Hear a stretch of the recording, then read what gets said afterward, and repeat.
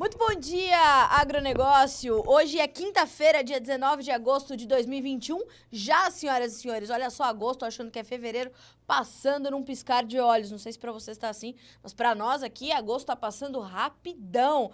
São 8 horas e 56 minutos pelo horário oficial de Brasília. Estamos dando início ao nosso Bom Dia Agronegócio, que tem o oferecimento, né? Este programa é apoiado pela nova websérie da SESB, o Comitê Estratégico Soja Brasil e da BASF.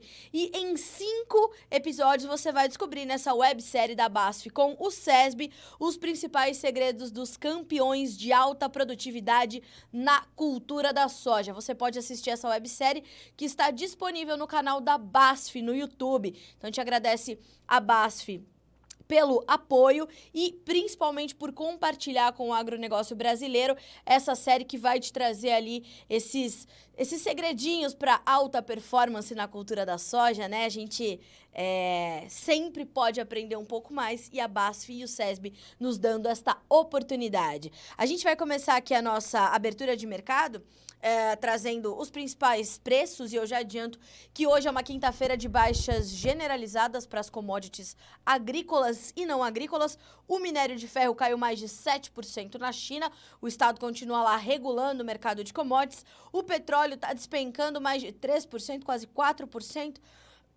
Perdão, para o WTI e para o Brent a gente vai detalhar esses preços e todas as commodities agrícolas estão trabalhando no vermelho nesta manhã de quinta-feira. Vamos fazer a nossa rodada de preços para vocês entenderem exatamente do que eu estou falando, tá certo? Bom, soja, milho e trigo perdem mais de 1% na Bolsa de Chicago nessa manhã de quinta-feira. O café cai 1,8% agora na Bolsa de Nova York. O café arábica chegou a cair mais de 2% um pouco mais cedo. O açúcar, 1,3% de queda. O algodão, 1,4% de baixa. O petróleo WTI, nesse momento, perde 3,31% para valer 63 dólares e 5 por barril. Vamos olhar o Brent também.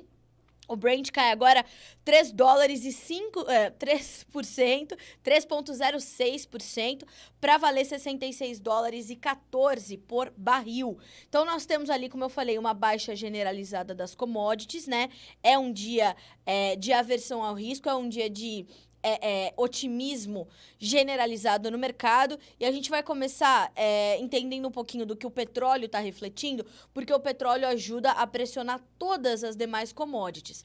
Parte dessa queda do petróleo vem da força do dólar. O dólar vem se fortalecendo bastante e isso está bastante atrelado também às questões monetárias lá nos Estados Unidos, né? O Federal Reserve está dando sinais de que poderia retirar parte dos seus estímulos ali e isso faz com que a moeda americana suba, não só frente ao real, mas frente a uma cesta de moedas. Então vejam que o dólar index hoje, vamos dar uma olhadinha quanto é que tá agora, uma alta de 0,20%. Então o dólar index está subindo, puxa a divisa, né, frente a uma série de outras moedas e isso ajuda a pressionar as cotações, principalmente nas bolsas norte-americanas. Ao passo em que o dólar sobe, a gente acaba aumentando a nossa competitividade, por exemplo, na soja versus a soja norte-americana.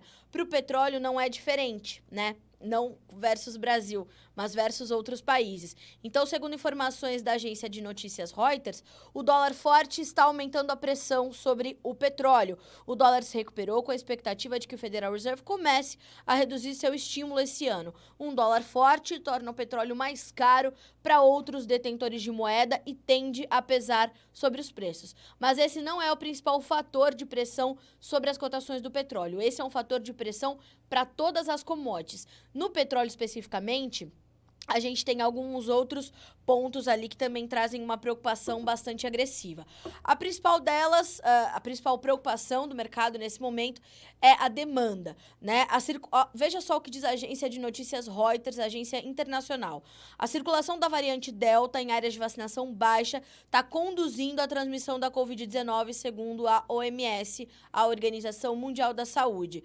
Nos Estados Unidos, as mortes aumentaram no mês passado, na China a gente já sabe que a medida medidas restritivas. A Nova Zelândia, né, também promoveu ali novos lockdowns depois de um novo caso identificado também pela variante Delta. Então, veja que há uma série de preocupações ali com a Covid-19 ainda. A gente tem aquele sentimento, né, de euforia, as coisas abrindo e tudo mais, a pandemia acabou. Não, a pandemia não acabou e veja o que isso provoca hoje sobre os preços do petróleo, né?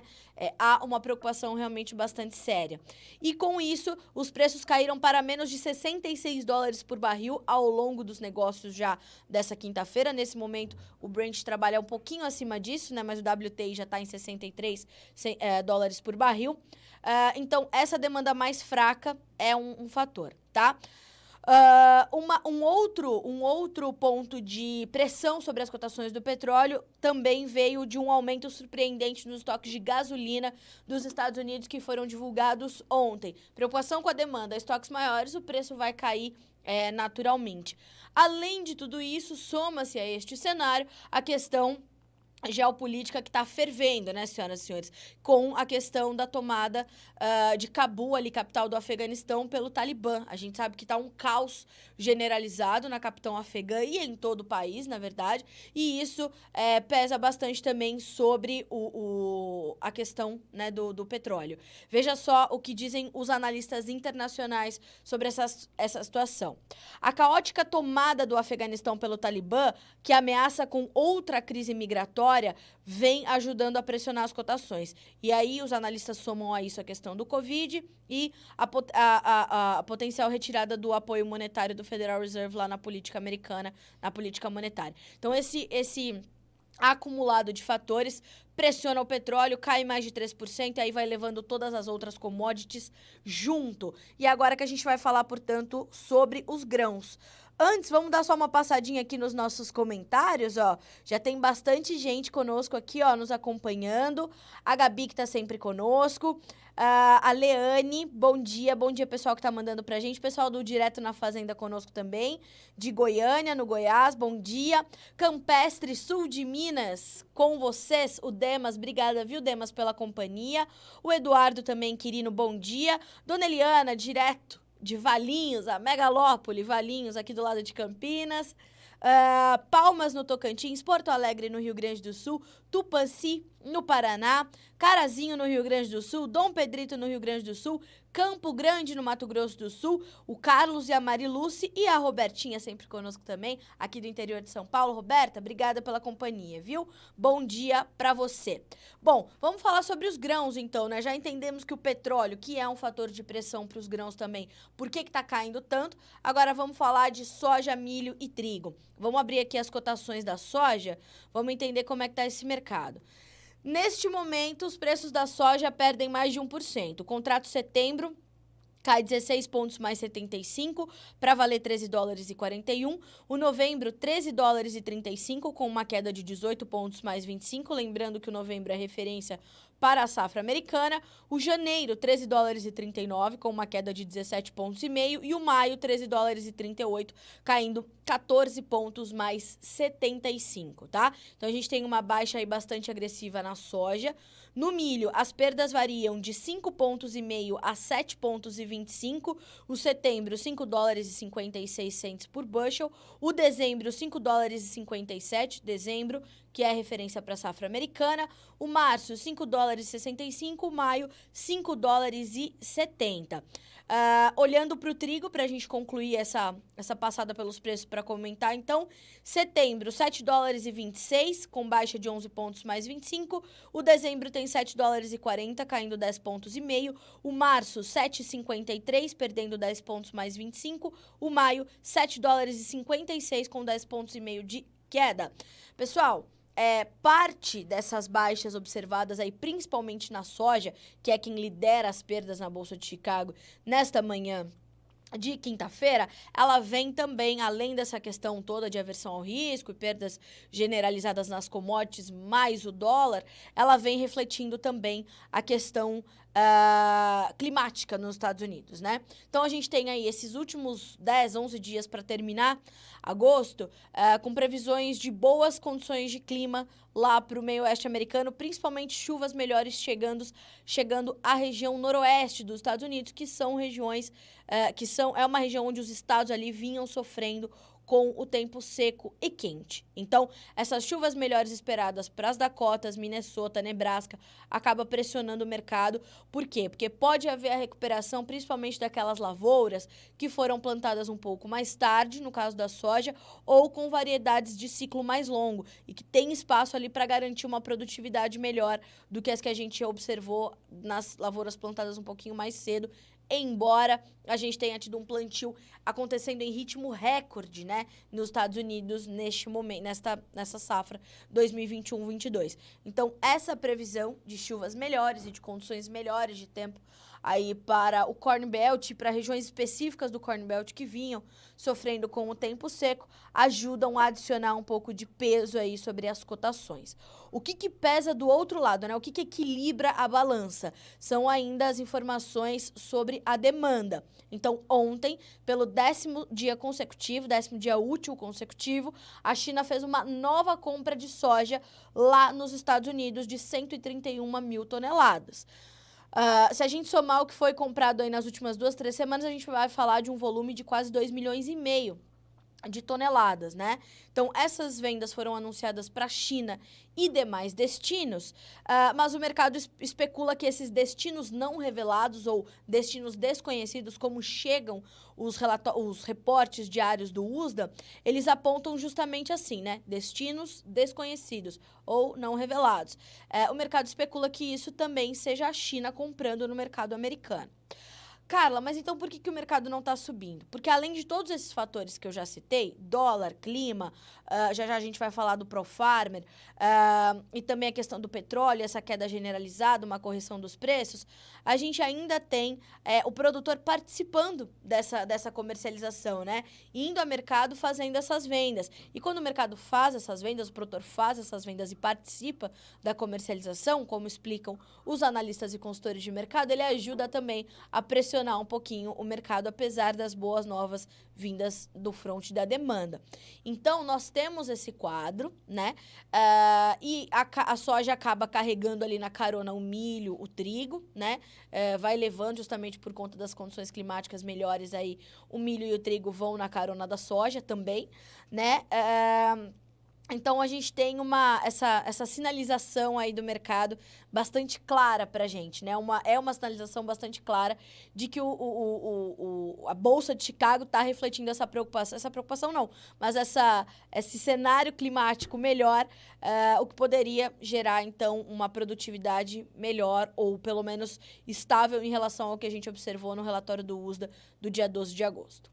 Aí a gente acrescenta mais um fator na volatilidade já muito aquecida do mercado de grãos na Bolsa de Chicago, que são os dados do ProFarmer Crop Tour, que estão chegando aí essa semana. Todos os dias a gente tem novas informações, né? Bom, o que a gente está observando até agora? A gente tem visto, né, o relatório trazer alguns dados divergentes em relação àquilo que o USDA aponta, ou apontou no último dia 12 em seu relatório mensal de oferta e demanda, né? Então, a gente vê alguns lugares com o rendimento do milho um pouquinho acima do que o USDA estima, outros bem abaixo do que o USDA estima, como é o caso, por exemplo, de Illinois. O estado de Illinois tem aí uma produtividade esperada pelo Crop Tour, né, pelo ProFarmer, de 196,3 bushels por acre. O USDA está prevendo 214. Embora essa produtividade seja maior do que se observou no ano passado, ela é menor do que a projeção do USDA. Então, caso essas informações venham a se confirmar, a gente pode ter uma produção de milho talvez menor do que o inicialmente esperado. Já vai ser menor do que o inicialmente esperado, mas menor ainda do que o USDA estimou lá no dia 12 de agosto, onde cortou, né, 11 milhões de toneladas em relação à sua estimativa de julho. Então, esse é um momento de bastante volatilidade, é quando esses dados começam a chegar e eles trazem realmente uma movimentação um pouco mais intensa para o mercado lá na CBOT. A contagem de vagens em Illinois, 1.279,79. A gente está falando de um número também consideravelmente maior em relação a 2020, quando a contagem de vagens ficou em 1.247,38, e o USDA projeta uma produtividade de soja na casa de para Illinois, na casa de 64 bushels por acre, que ao longo do dia a gente vai traduzir isso para sacas por hectare e trazer esse número para você. E a produtividade do ano passado da soja foi de 59 bushels por acre. Então, também uma produtividade maior.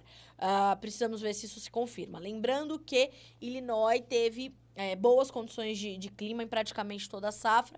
Alguns pontos do estado, que é o maior produtor de soja dos Estados Unidos, sofreu ali com alguns problemas de excesso de umidade, mas nada que pudesse tirar muito da produtividade. Então, a gente está aqui acompanhando e monitorando. Senhores, tivemos dados também chegando do estado de Iowa. Mas Iowa, eles dividem, né, ali, tamanha a importância do estado para a produção nacional. Iowa é o maior produtor de milho dos Estados Unidos e o segundo maior produtor de soja.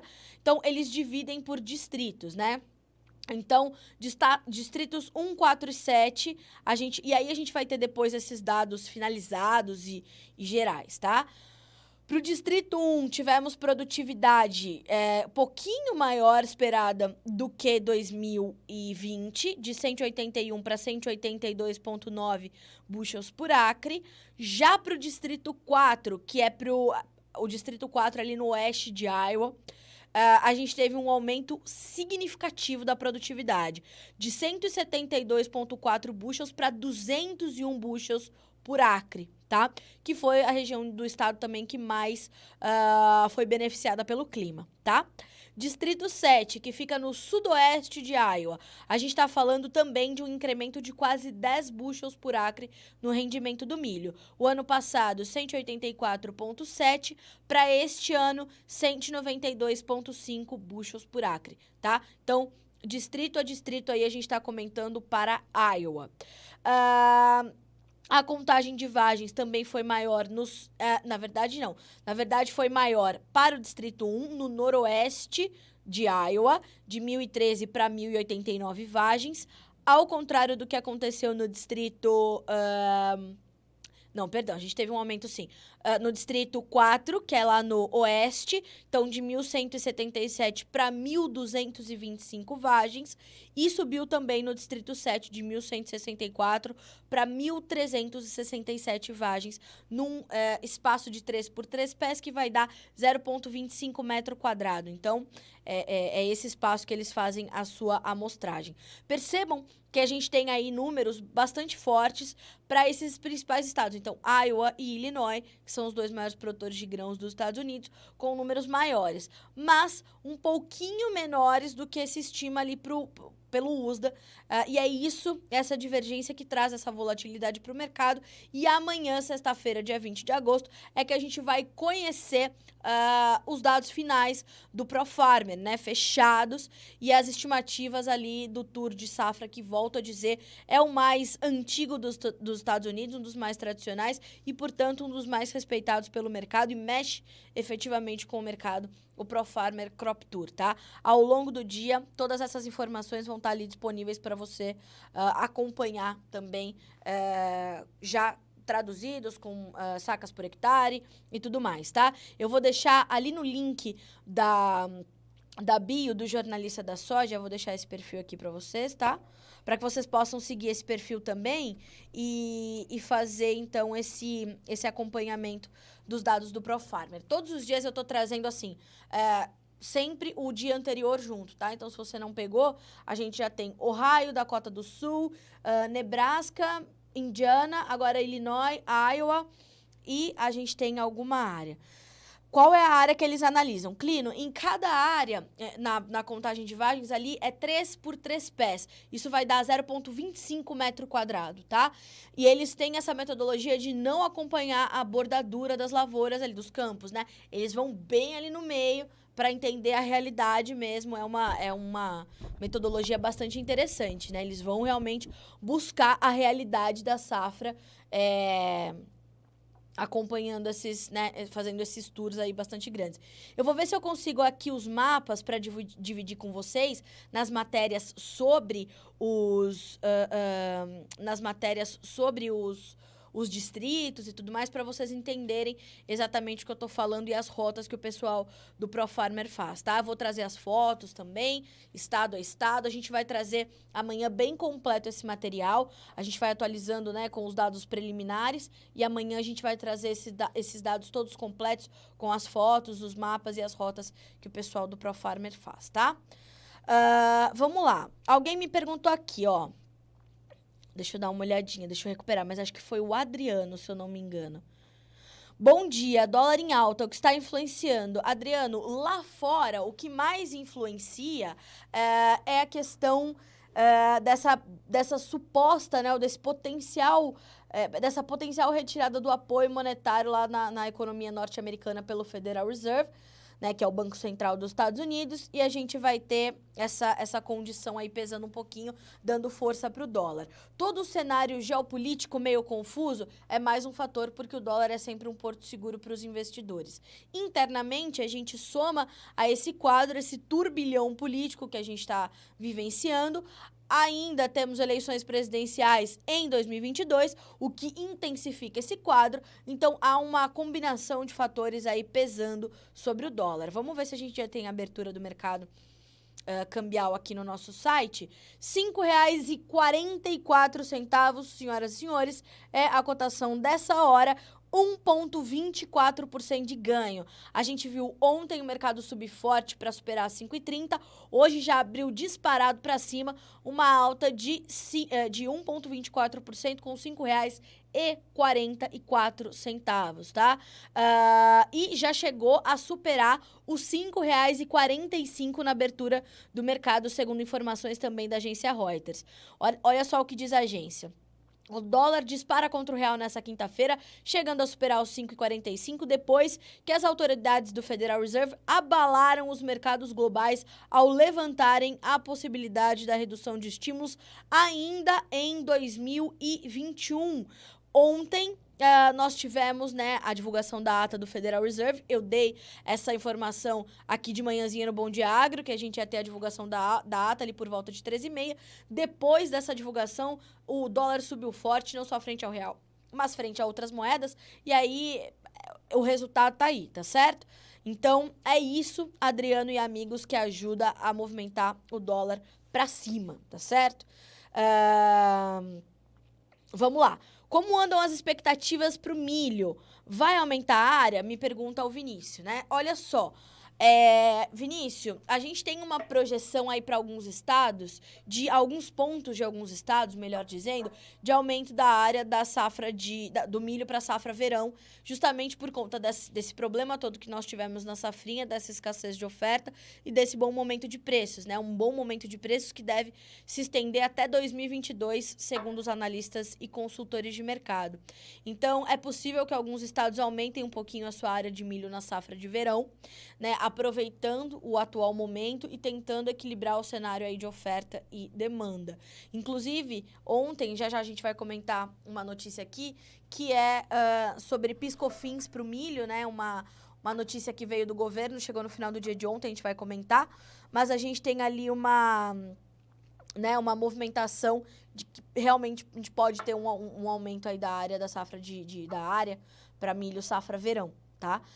Mas lembrando, a gente fez esse levantamento, inclusive, né, quando a gente foi levantar os custos de produção da soja, e o foco do produtor brasileiro, onde é possível fazer a segunda safra, né, é de fato investir mais na safrinha de milho, né? Ainda é tradicional que o produtor brasileiro faça isso.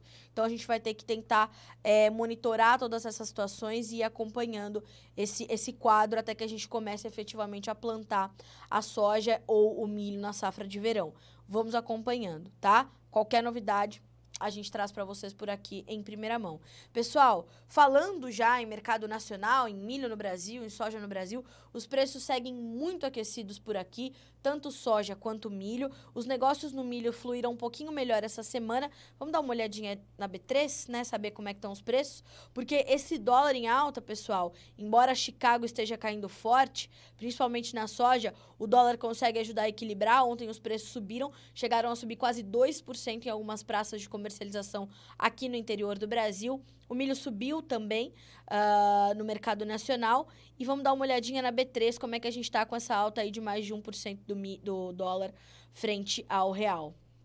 O milho está caindo hoje, continua seus ajustes. Os preços perdem entre 0,38% e 0,51%. O setembro vale R$ 97,58.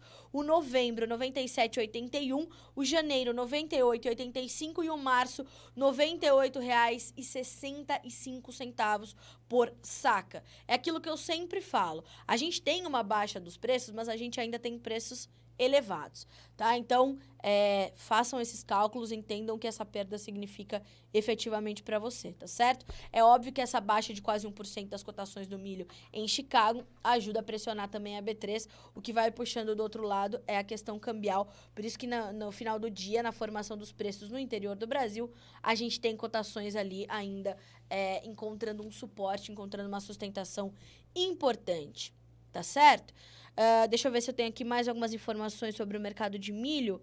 Por enquanto ainda não tenho, mas qualquer novidade eu conto para vocês por aqui em primeira mão, tá certo? Ou no @jornalista da soja.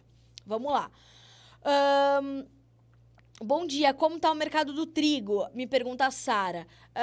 Olha só, Sara, a gente tem um mercado também bastante firme e sustentado aqui no Brasil.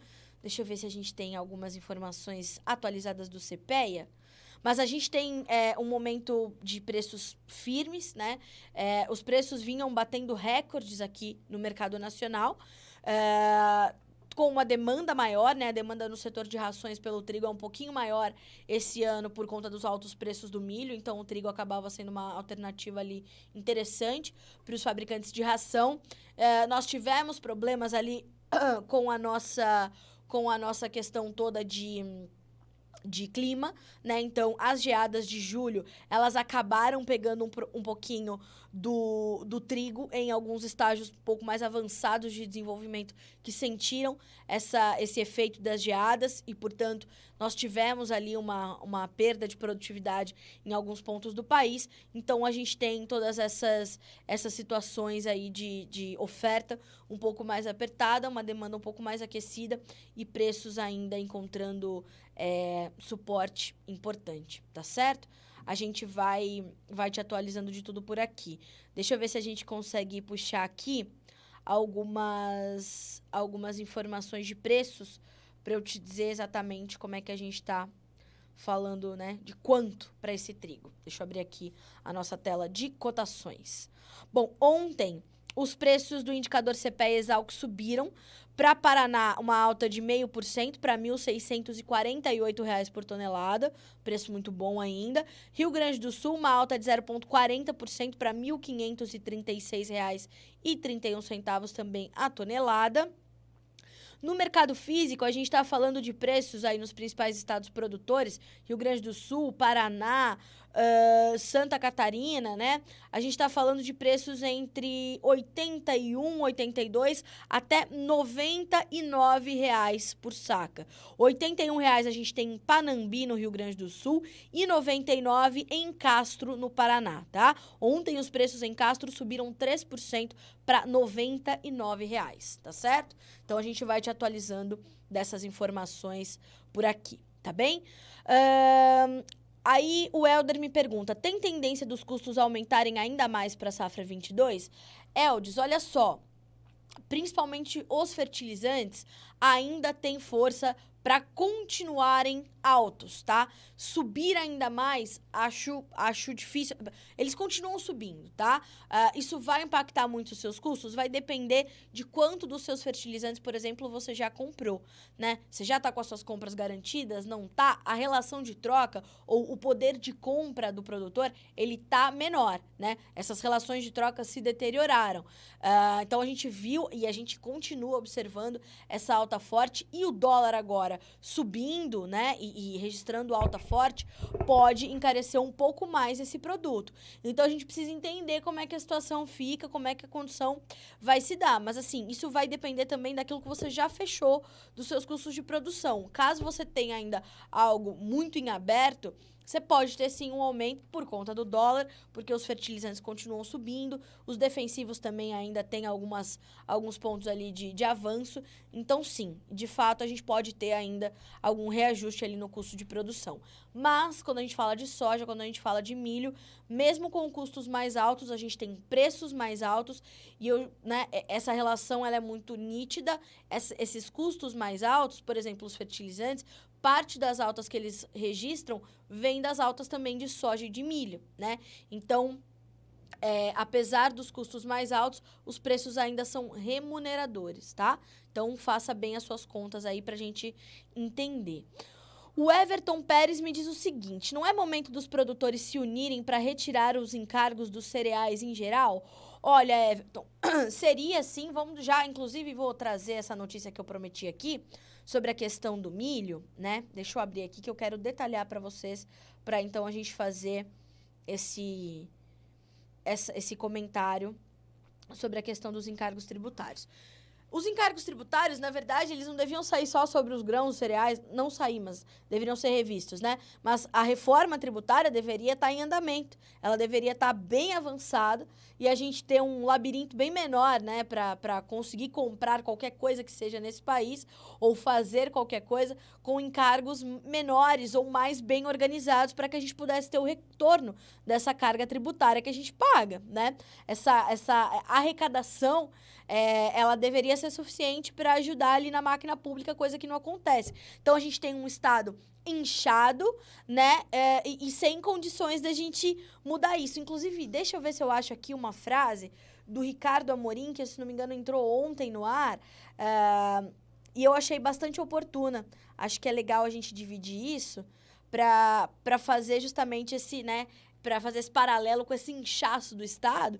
E eu achei bastante interessante o que o Ricardo Amorim falou. Vou dividir com vocês aqui, se eu achar essa frase, que fala exatamente sobre isso. Porque ontem nós tivemos, no final do dia, uma informação seguinte: o governo promete zerar PIS/COFINS para milho importado, segundo informou a ABPA, Associação Brasileira de Proteína Animal. A agência parte da notícia Reuters, que diz o seguinte: o governo deve publicar até o final desse mês uma medida provisória para isentar as cobranças de impostos PIS e COFINS aplicados sobre a importação de milho na tentativa de reduzir os custos, segundo informou a ABPA. O pleito havia sido solicitado pela associação em parceria com outras entidades do setor de carnes diante das altas despesas com o cereal utilizado na ração após quebra na safra nacional. Segundo Ricardo Santin, presidente da associação, abre aspas pro Santin: houve uma reunião com a participação da ministra Tereza Cristina e agora ela confirmou que deverá sair até o final do mês essa medida provisória.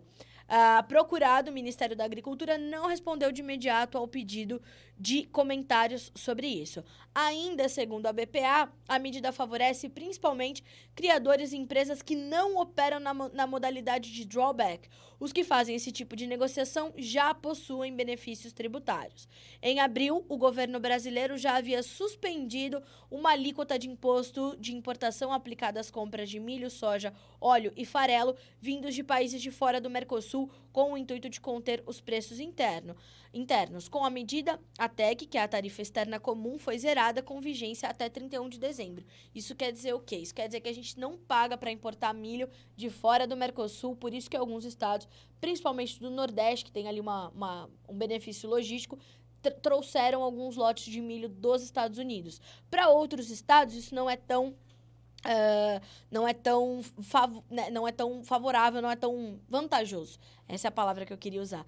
Por isso a gente tem essa condição. Então, sim, acho que a gente deveria rever os encargos. Com certeza, absoluta, mas a gente precisa avançar com isso de forma racional. Não é só ir zerando, aí tira de um lado, põe no outro. Não, a gente precisa fazer uma coisa estratégica, de longo prazo, que dure, que tenha sustentabilidade. Não dá pra gente só tirar de um lado, né, cobrir um santo para descobrir o outro, ou descobrir um santo para cobrir o outro, melhor colocado, né?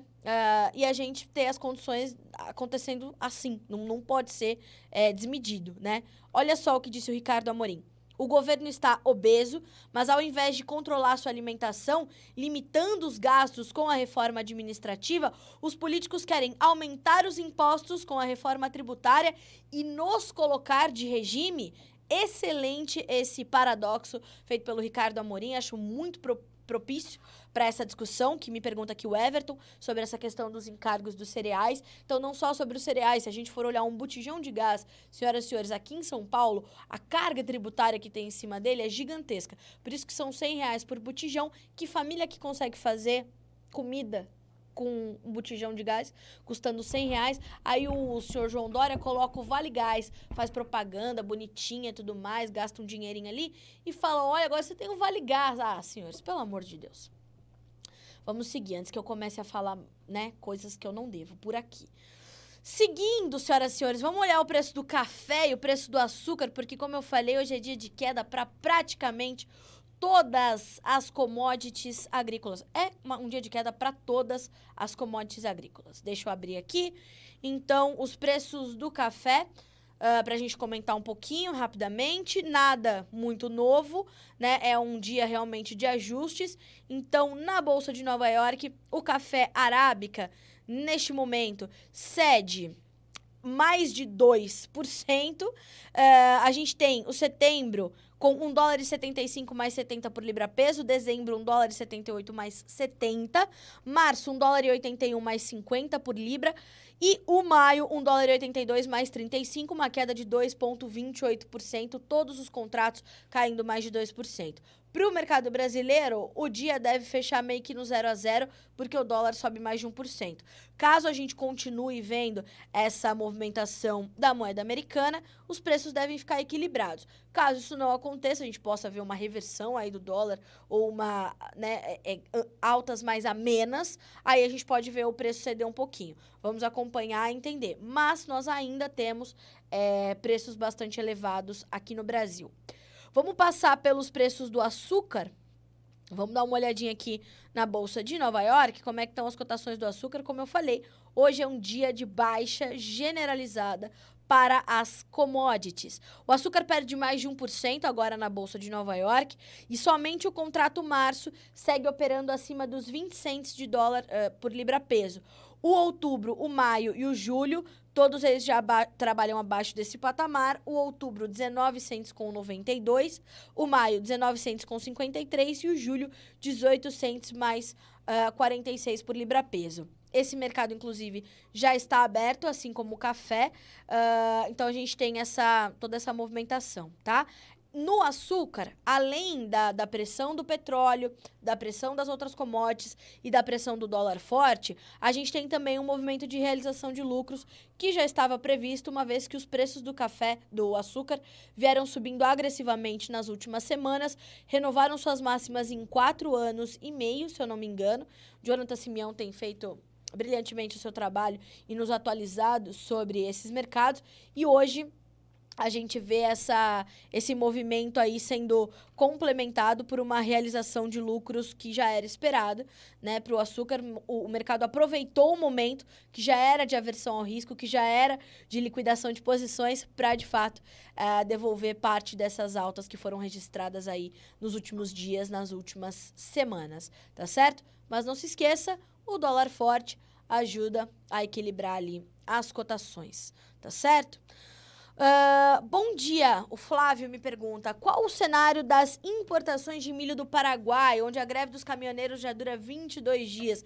É isso mesmo, a gente tem uma greve dos caminhoneiros lá no Paraguai, a situação do milho importado de lá é bastante séria, isso encarece os preços, mas não se esqueçam, a gente não estava importando grandes volumes de milho do Paraguai esse ano, porque as geadas também cortaram boa parte da safra dos paraguaios. Então, a gente está monitorando essa questão da greve, a gente precisa entender como esse milho que foi importado do Paraguai vai chegar aqui, mas a gente está aqui monitorando. Eu não tenho informações já atualizadas, viu, Flávio? Mas todos os nossos repórteres aqui já estão em cima dessa greve para entender o que acontece com as nossas importações de milho lá, de milho paraguaio, né? Assim que essa notícia estiver no ar, ela já vai estar em destaque na nossa página inicial. Não deixe de continuar nos acompanhando, que a gente vai te atualizando de tudo por aqui, tá certo?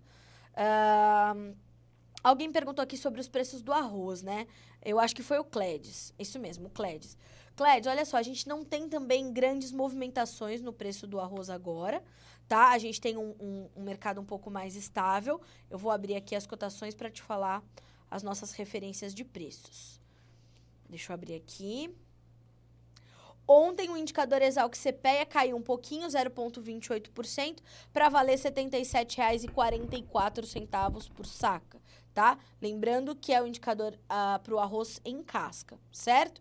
O arroz no atacado, média no Paraná, estável, R$ 109,35. Isso é o agulhinha em casca, tá? A fonte desse preço é o DERAL, Departamento de Economia Rural do Estado do Paraná. Arroz no mercado físico, a gente tem cotações variando de R$ 75 a R$ 93 por saca de 50 e 60 quilos. Guaratinguetá, por exemplo, em São Paulo tem 93, Rio do Sul, em Santa Catarina, tem 75, tá? Arroz mercado físico. Quando a gente olha para o agulhinha irrigado também no mercado físico, são preços que variam de R$ 79 a R$ 83. Uma diferença não muito grande. Veja, mas nós tivemos ontem uma alta expressiva de mais de 10% nos preços do arroz agulhinha, tá? Esse agulhinha irrigado no mercado físico, todas as principais praças de comercialização apresentaram altas aí superiores a 10%. Então, Alegrete, no Rio Grande do Sul, por exemplo, 12,16% de alta. Cachoeira do Sul, no Rio Grande do Sul, 10,96% de ganho para R$ 81,00 e por aí vai, tá? Vou deixar aqui, ó, esse caminho para você, Cledes, né? Aqui, ó, menu... Cotações. Peraí, menu. Cotações. Arroz, tá? Ali você vai ter todas as informações detalhadas. Todos os dias essas cotações são atualizadas. Aí você vai ter ali o andamento do seu mercado, podendo ser acompanhado o tempo todo, tá certo? E a gente vai te trazendo mais informações à medida em que elas forem aparecendo para o mercado do arroz. Senhoras e senhores, vamos dar uma olhadinha no que já é notícia neste site. Nesta manhã de quinta-feira, já, né? A semana passou voando. Então, ali temos o andamento do dólar. Dólar supera 5,45 com temores sobre redução de estímulo lá para a economia norte-americana pelo Federal Reserve. Milho na B3 abre a quinta-feira registrando leves recuos. Conab, estiagem e geadas reduzem ainda mais a produção de cana-de-açúcar nacional. Já é sabido, né? A Única veio trazendo essas projeções e agora a Padical vem com a Conab, né? Falando também sobre isso. Demanda fraca e oferta crescente levam o minério de ferro à mínima em mais de 6 meses. Se lembram que no começo do Bom Dia eu falei, né? Baixa de 7% do minério de ferro nesta manhã de quinta-feira. Acompanhando demais commodities, café arábica recua mais de 300 pontos nessa quinta. Outra informação importante sobre a questão geopolítica. China e Estados Unidos mantêm comunicação normal sobre comércio e economia, diz Ministério Chinês. Pelo CPEA, suínos, poder de compra cresce no mês, mas ainda está menor do que o verificado há um ano. Especialistas abordam na Exalc Show novas tecnologias para a indústria sucroenergética. Filipinas afirmam que os casos de peste suína africana estão diminuindo e prevê superávit de carne suína em 2023. Olha só, efeito das geadas marca último levantamento da safra de grãos em Santa Catarina. Vamos saber os efeitos já. Esforços da Petrobras para oferta de combustíveis quadruplicam geração de energia termoelétrica. Esse eu vou detalhar para vocês, tá, senhores? Porque eu achei essa notícia aqui, olha, coisa sensacional. Dória nomeia Rodrigo Maia para a secretaria no governo de São Paulo. O governador de São Paulo, João Dória, nomeou nesta quinta-feira o deputado federal Rodrigo Maia, sem partido, não se esqueçam, saiu do DEM, como secretário de Projetos e Ações Estratégicas da gestão paulista, segundo informou o governo estadual em nota. Em maio, Maia foi expulso do DEM após divergências com o presidente da legenda, o ex-prefeito de Salvador, ACM Neto, por causa da posição de parte dos parlamentares do partido de apoiar Arthur Lira para a sucessão de Maia na presidência da Câmara dos Deputados. Vocês viram como o Rodrigo Maia deixou este cargo extremamente abalado, né? O deputado fluminense apoiava a candidatura de Baleia Rossi. O amigo não foi eleito, foi o Arthur Lira para o cargo dele, ficou chateadíssimo. Aí teve aquela confusão toda no DEM, foi expulso do DEM. O partido decidiu expulsar Maia após ele chamar publicamente a CM Neto de oportunista e sem caráter. O deputado atribuiu ao ex-prefeito a articulação em direção ao apoio a Lira, candidato apoiado pelo presidente Jair Bolsonaro e que elegeu-se presidente da Câmara. Aí, depois de todo esse imbróglio, o Dória convidou o Maia para ingressar no PSDB e o vice-governador de São Paulo, Rodrigo Garcia, deixou o DEM e se filiou ao PSDB. Rodrigo Maia deixou o DEM e se filiou ao PSDB, tornando-se pré-candidato do partido ao governo paulista. Dória, que se quiser pode disputar a reeleição, concorrerá nas prévias tucanas que decidirão o candidato do partido ao Palácio do Planalto no ano que vem. Maia, por sua vez, tem sido vinculado a uma possível filiação ao PSD, partido que recebeu o prefeito do Rio de Janeiro, Eduardo Paes, que também deixou o Democratas. Então, por que eu abri essa notícia e tô aqui falando de política neste Bom Dia Agronegócio? Porque o Brasil é isso, né? O Brasil pode te surpreender todos os dias com o Rodrigo Maia sendo, sem mudar o seu domicílio eleitoral, sendo secretário do governo do estado de São Paulo. Você dorme com o Rodrigo Maia. Não sendo muita coisa, ele acorda sendo secretário, vamos repetir aqui, o cargo do senhor Rodrigo Maia, secretário de Projetos e Ações Estratégicas da gestão paulista, tá bom? Então tá bom, vamos seguindo aqui com o nosso Bom Dia Agronegócio. Bom dia, sou o Marcos de Gameleira de Goiás. Bom dia, Marcos, bom dia, seja bem-vindo ao Bom Dia Agronegócio, espero que você esteja sempre conosco. Deixa eu dar uma olhadinha aqui no YouTube se temos comentários, né? Vamos lá. Prezada Carla Mendes e equipe do Notícias, bom dia. Bom dia, Germano. Para o investidor de empresa no segmento de fertilizantes, essa manutenção da alta é favorável para a venda de produtos e lucratividade da empresa? Ou seria um risco pelo aumento do custo na aquisição de matérias-primas para elaboração e desenvolvimento dos fertilizantes ainda a serem comercializados? Germano, olha só, acho sua pergunta excelente, mas eu não tenho competência para respondê-la, principalmente quando você está falando sobre investimentos no segmento de fertilizantes. Minha sugestão para você, procure um profissional focado neste setor. A Agrinvest Commodities, por exemplo, ela tem toda uma inteligência do setor de fertilizantes que pode te dar essa informação, ou as próprias empresas de fertilizantes, ou até mesmo outras consultorias agrícolas têm o mesmo trabalho.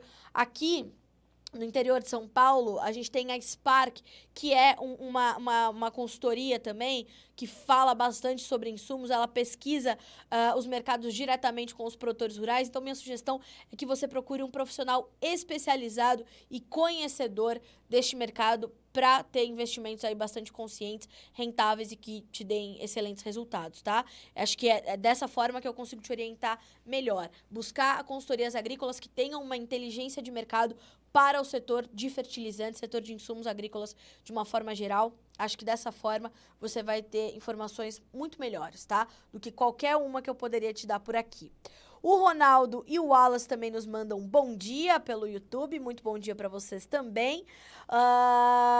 O Tuliano, o Vinícius, a Stonex também. A Stonex tem também uma inteligência ali de mercado para fertilizantes, viu, Germano? Que é excelente. Então, veja que a gente tem consultorias muito boas no Brasil. Falei da Agrinvest, aí o Vinícius me lembra aqui também da Stonex. A Stonex tem um head ali de fertilizantes excelente, tem uma base muito boa, vai te ajudar com certeza a tomar aí as suas melhores decisões, tá certo? O Tuliano me pede, bom dia, preço do HF, tomate, vamos lá, vamos abrir aqui.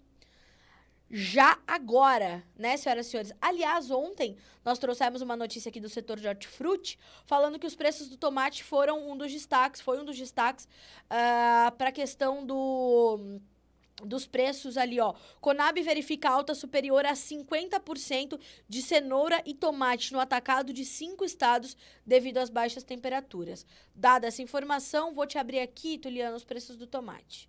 Segura aí, que eu tô abrindo aqui, tá? Pera aí, ó. A jornalista não sabe o alfabeto. Então, ela tá procurando no lugar errado. Tá procurando em hortifruti, mas tem legumes, porque nós somos um site tão bom. Vou te deixar aqui esse menu, tá? Ó, menu, cotações, para você acompanhar todo dia, tá, Tuliano? Cotações, legumes. Certo? Vamos lá. Você quer falar sobre um tomate específico? Pode ser uma passadinha geral. Vou abrir para você aqui as colocações do Ceasas, tá? Ceasa Campinas, Belo Horizonte e São Paulo. O Longa Vida Carmen Extra ontem subiu 21,5% para R$ 4,25. A mesma situação vale para o Longa Vida Débora Extra, tá? Então, ontem alta de 21,5% para chegarem a R$ 4,25 por quilo. O Longa Vida Extra A, R$ 1,50 o quilo, uma queda de 25%. E o Italiano Extra A, R$ 3,14 o quilo. O Oblongo Extra A, R$ 3,28 o quilo estáveis, tá? Então, essas são as cotações do fechamento de ontem. O mercado costuma fechar um pouquinho mais tarde, tá? De hortifrutis. Então, no final do dia, você tem preços atualizados. Mas, pelo que eu entendi aqui da Conab, nós temos aí um momento de cotações em alta. Neste caminho que eu te dei, Tuliano, você consegue acompanhar diariamente a movimentação dos preços, não só do tomate, mas do tomate, da cebola, da cenoura. A gente tem ali não só legumes, mas verduras e frutas também. Então, se você precisar, tem tudo ali dividido no Notícias Agrícolas, tá certo? Deixa eu dar uma olhadinha aqui nos nossos... O Valder me perguntando sobre os preços do caroço de algodão, se vão subir. Ainda não tenho essa informação, mas estou trabalhando nisso, tá? Vamos dar uma olhadinha aqui, senhoras e senhores, no mercado do boi gordo, para a gente concluir o nosso Bom Dia Agronegócio. E depois a gente passa pela agenda, que hoje tem algumas coisas importantes para a gente comentar, tá? Deixa eu fechar aqui as notícias que já comentamos. Pessoal, foco no petróleo hoje, tá? Não dá para desviar a atenção aí de todas essas notícias que eu dei sobre o petróleo, porque ele vai impactar naturalmente as outras commodities, tá? Bom, deixa eu abrir aqui a Scott Consultoria e também as nossas últimas informações de boi gordo para saber como é que tá essa situação. Ontem, pessoal, me perguntaram sobre os preços dos animais de reposição, né, dos bezerros. Eu posso já adiantar para vocês, segundo informações que eu apurei junto do Alexander Horta, que todos os dias faz entrevistas a partir das 11h30, tem boletim atualizado sobre o mercado do boi gordo, não se esqueça, tá? Então, todo dia você tem que estar ao vivo conosco, acompanhando a nossa programação para ficar atualizado. Mas, de qualquer forma, o Alex já me trouxe a informação de que os preços do animal de reposição, né, do bezerro, estão cedendo um pouquinho, porque a perda das pastagens pelas geadas fez com que o produtor, o pecuarista, tivesse que entregar, né, os seus bezerros um pouquinho antes do que ele estava prevendo. E os compradores já não estavam mais dispostos a comprar. Aí isso fez com que o mercado se desequilibrasse um pouco e os animais de reposição perdessem um pouquinho de valor ali, tá? Então, ontem me perguntaram bastante sobre... Essa semana me perguntaram bastante sobre o bezerro, a reposição, enfim, boi magro. Então, nos dois casos, os preços cederam um pouquinho, tá? Nós ainda temos escalas alongadas, né, pelas indústrias e os preços, portanto, testam patamares um pouquinho aquém, mas a gente vê né, os preços ainda tentando encontrar ali uma certa estabilidade. E tem encontrado essa estabilidade, os preços vieram subindo, mas depois a gente observou essa estabilidade e a gente tende a ter uma movimentação mais intensa no final do ano. Aí sim os analistas já projetam uma movimentação mais forte nos preços da arroba. Últimas informações da Scott Consultoria. As cotações ficaram estáveis na comparação feita dia a dia para todas as categorias no mercado paulista. Por que a gente fala bastante do mercado paulista? Número 1, a Scott está sediada aqui em São Paulo, mas ela cobre todo o Brasil. E o mercado paulista é importante referência para todo o mercado pecuário nacional, tá? Visto que boa parte dos frigoríficos estão com escalas de abate alongadas e com isso ficaram fora das compras na manhã de ontem. Vamos ver como é que o mercado se comporta hoje, por isso que você tem que estar entre 11h30 e meio-dia conosco. No sudeste de Rondônia, estabilidade no preço do boi gordo, mas a cotação de vacas e novilhas caiu. R$2 por arroba na comparação diária. O boi gordo, sul de Rondônia, R$305 por arroba e as fêmeas, R$298 por arroba, preços brutos e a prazo, tá? Então, essas são informações aí do mercado de boi gordo. Bom, agora sim, pra gente concluir o nosso Bom Dia Agro, vamos dar uma olhadinha na nossa agenda. Posso adiantar que às 9h30 já foi divulgado o relatório semanal de vendas para exportação do USDA. Deixa eu ver se a gente já tem essas informações para eu dar uma prévia para vocês por aqui. Hoje, né, sai como toda quinta-feira. Vamos dar uma olhadinha. O que mais a gente tem aqui hoje?